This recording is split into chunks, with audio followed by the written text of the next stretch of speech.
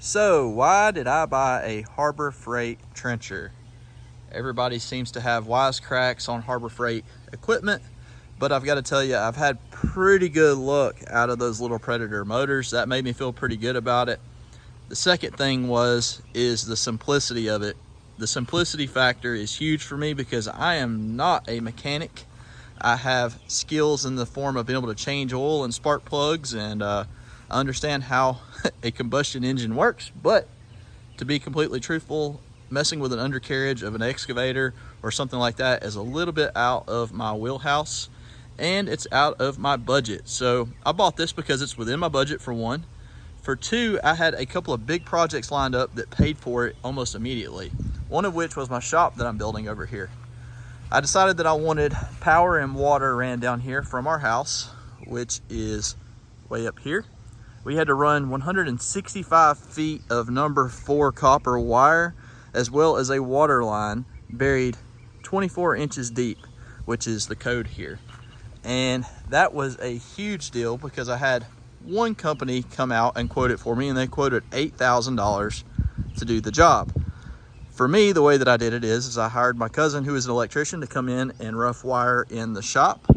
And then I bought all of the materials, and then I dug the trench myself for the water as well as the direct burial cable. Then I came back with the machine and I dug all the way around the bottom right here because I'm about to be installing French drains. And I don't know if you can tell, I put a culvert right here. So right now, French drains are really expensive, but to give you an idea, the trencher over here costs about 3,500 bucks. I was able to do all of my wiring for less than 3,000. I was quoted 8,000. So right out of the gate, I saved myself $5,000 by buying that trencher, which basically made it like I got it for free.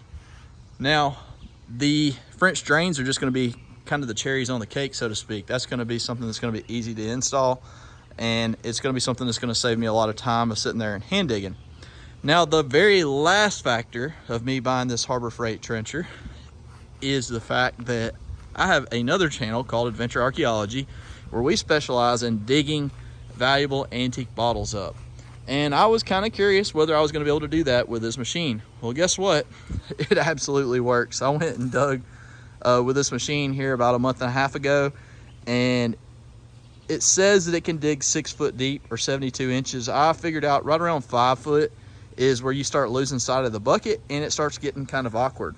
However, on the very first trip out, we dug around $250 in antique bottles that we sold on eBay. So slowly but surely, this machine has paid for itself. Like I said, really in the first job. After that, we're just making profit with it. The problems that I've had, they're not enough for me to be upset about buying this thing. And anything that I do with it from moving forward from this point on, it's just, like I said, it's just a bonus. So I'm very excited to have it. Let me know if you had it, what you would do with it in the comments below.